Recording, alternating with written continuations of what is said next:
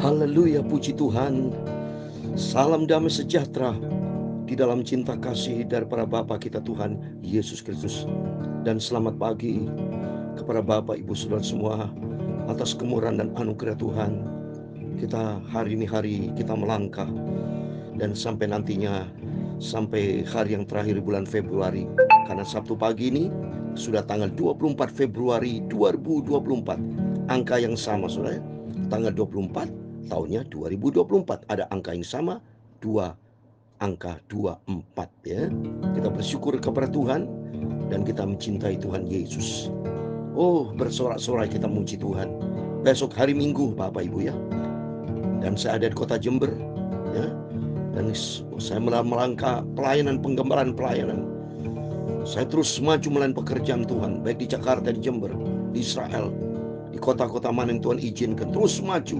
Selagi Tuhan berikan kesempatan, selagi Tuhan berikan saya sehat, terus saya ingin memberitakan berita Injil, berita kerajaan Allah, berita kabar baik, berita tentang Yesus Kristus, supaya banyak orang yang jangan menyimpang ke jalan yang salah, tapi berjalanlah di dalam kebenaran firman Tuhan. Karena kita ingin masuk surga. Setiap kita, kalau saya tanya setiap pribadi mau masuk mana, surga atau neraka, pasti ingin masuk surga. Kenal nggak sama pemilik surga? Ya, kalau tidak kenal bagaimana bisa memasuki surga?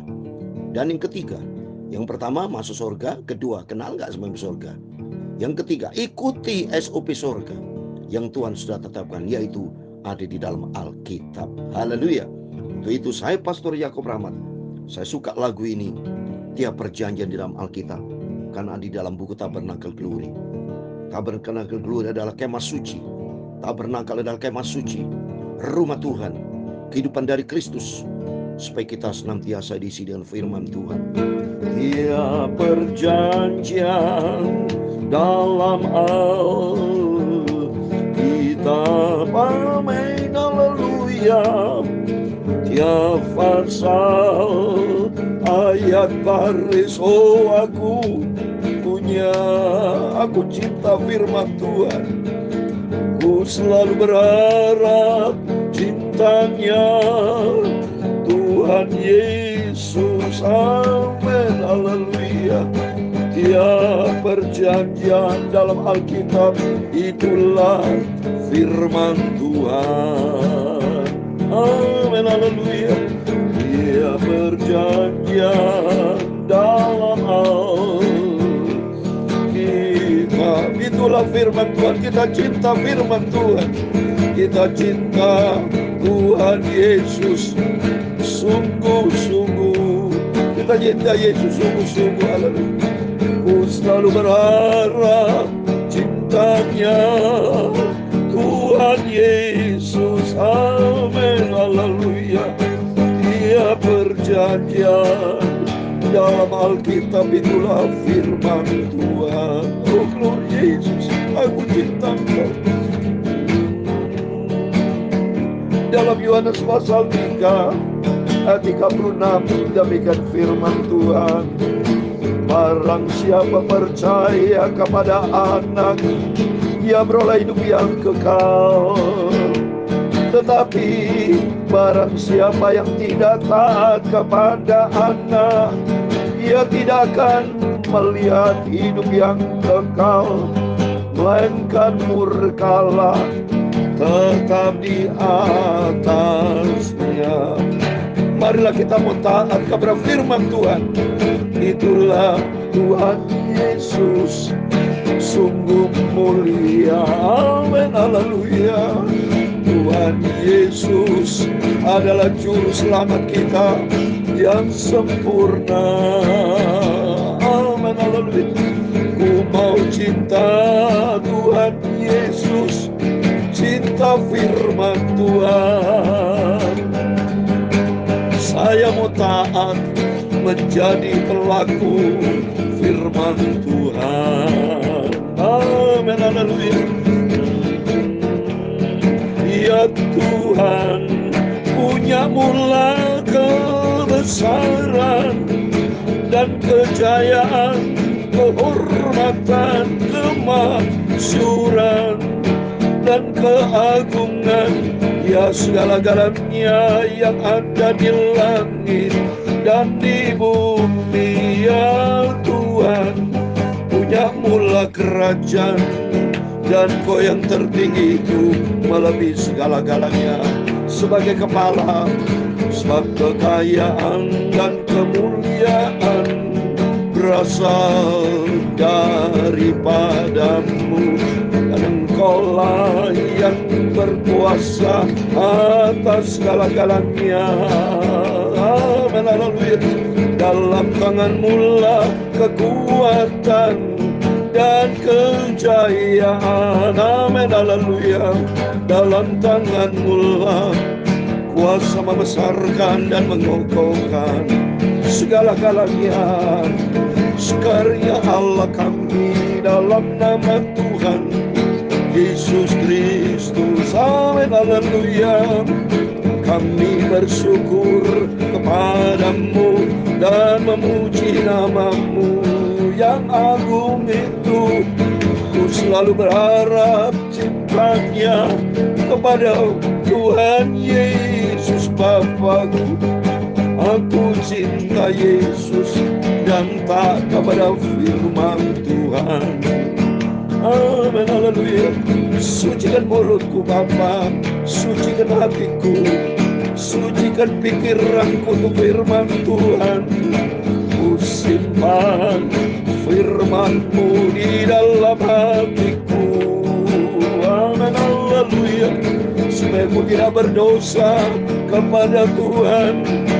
Saya mau taat Bapa, aku mau cinta Kau Yesus, aku cinta setia sampai berjumpa dengan Yesus.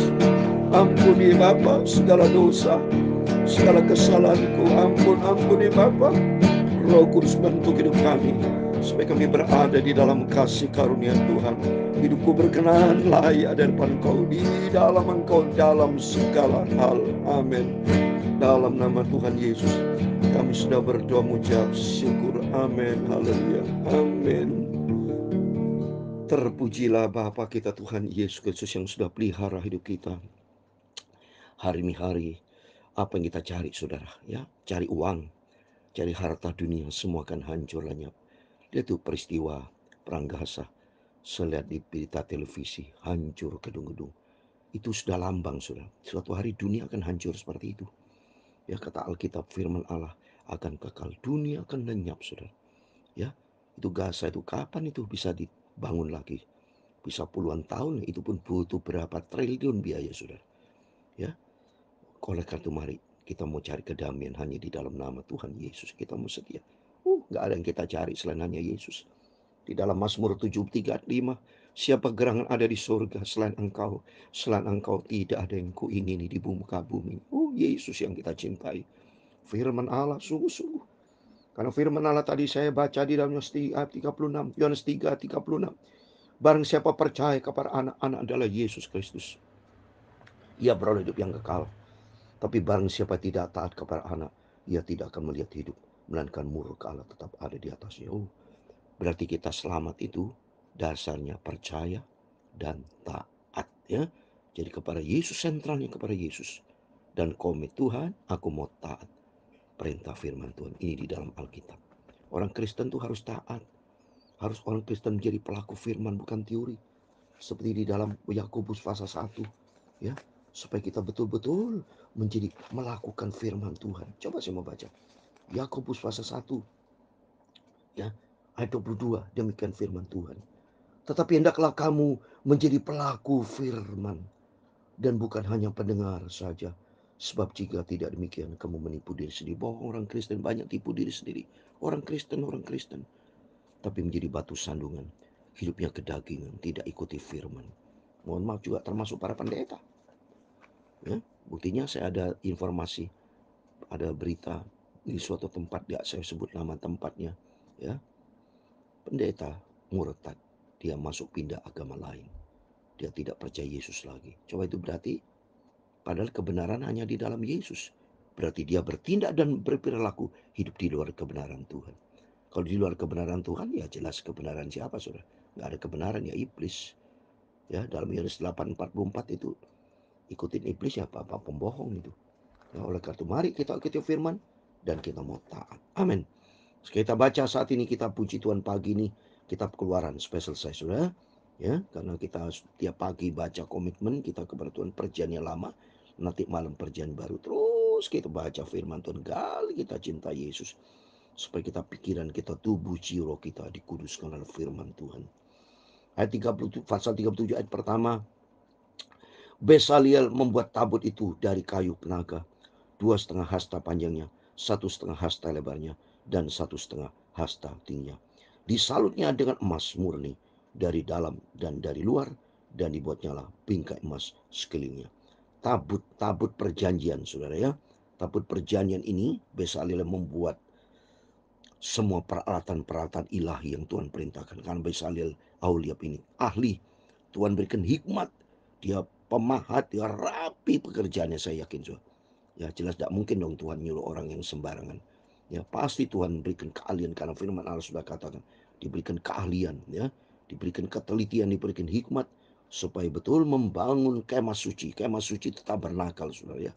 Di mana Allah akan hadir. Kehidupan ini adalah tabut bait suci kehidupan kita ini. Seperti Yesus, Allah mau hadir. Tuhan mau selalu menjadi satu di dalam kehidupan kita. Dan kita rindu melekat hati kita kepada Tuhan ya. Selalu dengan emas, bingkai emas kelilingnya. Dikelilingi dengan emas murni, saudara. Dari dalam, dari luar. Dibuatnya bingkai emas keliling. Arti kehidupan kita tabernakel kemah suci. Dikelilingi kemuliaan Tuhan. Maka kita perlu dekat dengan Tuhan. Dituangilah 4 gelang emas tuh tabut itu pada keempat penjurunya, itu 2 gelang pada rusuknya, yang satu 2 gelang pada rusuk yang kedua. Dibuatnya kayu pengusung dari kayu penaga, disalutnya itu dengan emas, semua dengan emas, saudara. Ya, dimasukkannya kayu pengusung itu ke dalam gelang yang pada rusuk tabut itu, supaya tabut dapat diangkut. Tabut diangkut, hidup kita selalu diangkut dengan firman Tuhan. Dimanapun kita berada selalu dipenuhi dengan firman Tuhan. Kita dibentuk sama Tuhan ya. Dibuatnya tutup pendamaian dari emas murni, 2,5 hasta penyamai dan 1,5 hasta lebarnya. Tutup pendamaian, kita damai dengan Tuhan ya. Penuh dengan kemuliaan Tuhan, damai dengan Tuhan. Kita harus damai dengan Tuhan. Dibuatnya 2 kerup dari emas. Dari emas tempat dibuatnya itu pada kedua ujung tutup pendamaian itu. 1 kerup pada ujung sebelah sini dan 1 kerup pada ujung sebelah sana. Seiras dengan tutup pendamaian itu, dibuat kerup itu pada kedua ujungnya. Kerup-kerup itu mengembangkan kedua sayapnya ke atas. Sayap-sayapnya menudungi tutup pendamaian itu, dan mukanya menghadap kepada masing-masing. Kepada tutup pendamaian itulah menghadap muka kerup-kerup itu. Jadi ini tabernakel kemah suci diperintahkan Tuhan oleh Tuhan kepada Musa dan kepada hambanya Bezalel Aholiab yang untuk membuatnya. Dan peti perjanjian ini, tabut perjanjian ini ada di dalam ruangan Maha Kudus. Bicara tabernakel kemah suci itu sudah saya terangkan.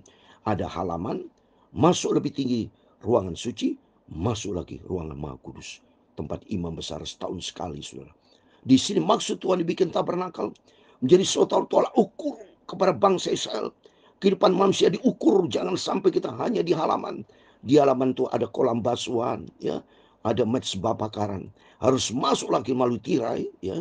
Jadi kalau karena saya sendiri menjadi seorang pendiri tabernakel, saya tahu persis pelajaran tabernakel, ya.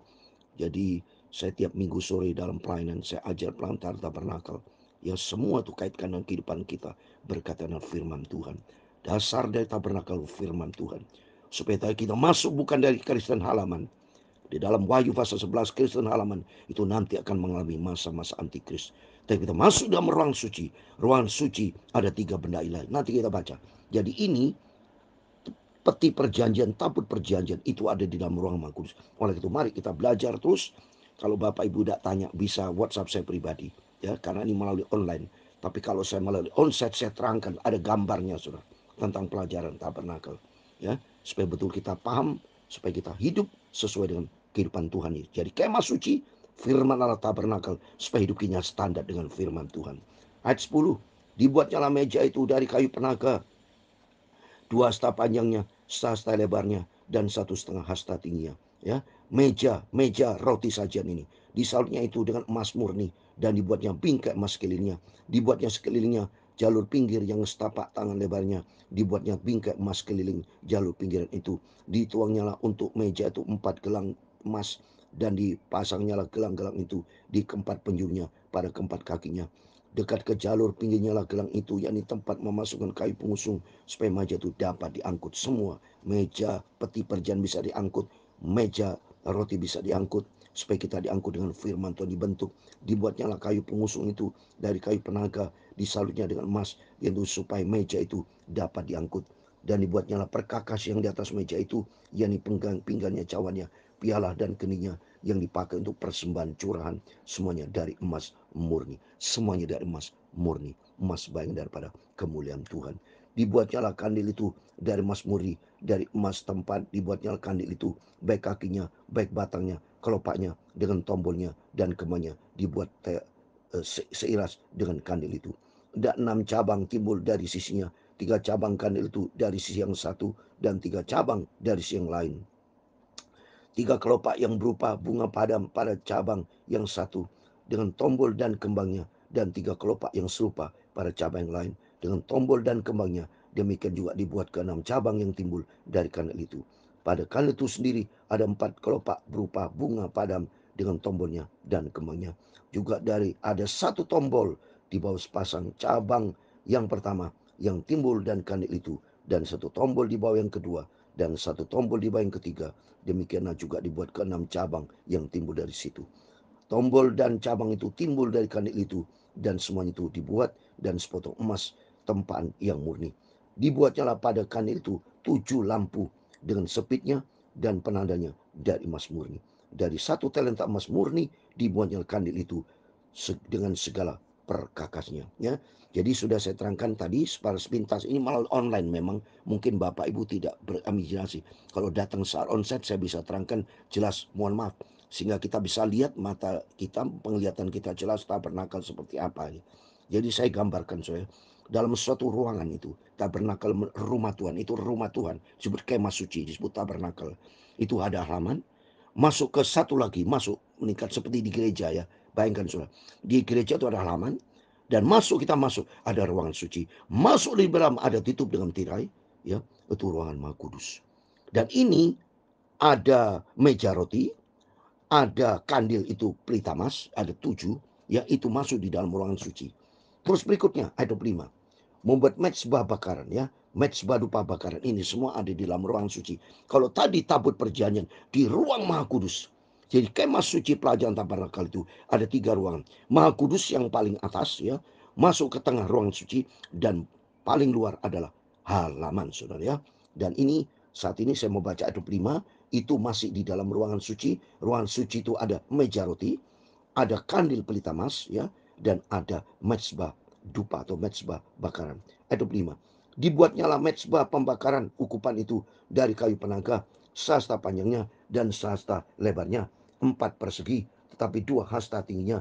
Tanduk-tanduknya seiras dengan mezbah itu. Disalutnya itu dengan emas murni, bidang atasnya dan bidang-bidang sisinya kelilingnya, serta tanduk-tanduknya. Dibuatnya lah bingkai emas kelilingnya.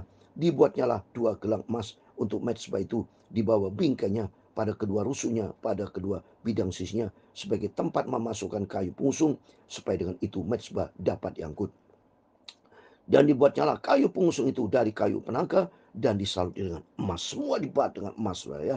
Ayat 29 yang terakhir. Dan dibuatnya lah minyak urapan yang kudus itu, dan ukupan murni dari wangi-wangian, seperti buatan seorang tukang campur rempah-rempah. Amin. Demikian firman Tuhan sudah kita baca. Kitab Keluaran pasal 37 ayat 1 sampai 29, yang berkaitan benda-benda ilahi yang ada di dalam kemah suci sampai dengan tabernakel, ya. Oleh karena itu kalau Bapak Ibu yang kurang ngerti bisa WA saya pribadi supaya saya bisa terangkan, ya. Dan ini saya terangkan sekali lagi. Jadi image baru Papa ada dalam ruangan suci, dan itu gambaran dari doa kita kepada Tuhan. Meja roti berkatan hidup kita penuh dengan roti kita penuh firman Tuhan. Kandil pelita emas itu bicara kehidupan kita harus menjadi saksi penuh dengan firman Allah, sehingga kita bercahaya menyinari kehidupan dunia yang sudah rusak ini. Dan kalau kita hidup di dalam firman Tuhan, ada meja roti, dan kita menjadi pelita emas, menjadi saksi daripada Roh Kudus memenuhi kita, sehingga ada buah Roh Kudus dalam kehidupan kita, dan hidup kita penuh dengan doa, mezbah dupa bakaran akan masuk di dalam ruangan Maha Kudus, penuh dengan kemuliaan Tuhan, perjanjian, penuh dengan kemuliaan, Shekinah glory. Oleh karena itu mari kita mau setia sama Tuhan. Kita ikuti firman Tuhan, dan Tuhan mau pakai setiap kita harus menjadi pelita emas. Kandil apa bicara? Menjadi pelita, menjadi garam, menyinari di sekeliling rumah tangga, di tetangga, di pekerjaan hidup kita harus menjadi saksi. Seperti Tuhan berfirman kan dalam Kisah Rasul 1 ayat 8, itu bicara pelita emas itu. Roh Kudus turun ke atas kamu, kamu menjadi saksiku baik di Yerusalem, di Samaria, di Yudea, sampai ke ujung bumi. Di dalam kita, Yerusalem di dalam harus kita menjadi berkat. Bagaimana kita menjadi berkat di luar, dan di dalam menjadi batu sandungan. Oleh itu mari kita, hidup kita menjadi berkat, supaya nama Tuhan dipermuliakan. Dia berjanjian dalam Alkitab, amin, haleluya. Dia pasal ayat baris, oh aku punya, amin, haleluya. Ku percaya firman Tuhan, aku mau taat akan firman Tuhan. Tuhan Yesus, pakailah hidupku menjadi alat untuk kemuliaan-Mu. Amin, haleluya. Tuhan memberkati engkau dan melindungi engkau. Tuhan menyinari engkau dengan wajah-Nya dan memberi engkau kasih karunia. Tuhan menghadapkan wajah-Nya kepadamu dan memberi engkau damai sejahtera. Bapa kami yang di surga, dikuduskan nama-Mu. Datanglah kerajaan-Mu, jadilah kehendak-Mu di bumi seperti di surga. Berikan kami pada hari ini makanan kami yang secukupnya, dan ampunilah kami akan kesalahan kami, seperti kami juga mengampuni orang bersalah kepada kami. Dan jangan membawa kami ke dalam pencobaan, tetapi lepaskanlah kami daripada yang jahat. Karena Engkau-lah yang mempunyai kerajaan dan kuasa dan kemuliaan sampai selama-lamanya. Amin. Tuhan Yesus memberkati kita semua. Amin. Terpujilah Bapa kita Yesus Kristus. Besok hari Minggu, harinya Tuhan, kita datang kepada Yesus, menyembah Tuhan, beribadah kepada Tuhan, alami perjumpaan dengan Tuhan. Tuhan memberkati kita semua. Dan Bapak Ibu perhatikan, nanti saya akan berikan background gambar tentang tabernakel. Begitu buka YouTube saya, di situ ada gambar tabernakel. Saudara lihat ada kehidupan Yesus. Tuhan memberkati kita semua. Tuhan bersama kita. Immanuel. Amin. Haleluya.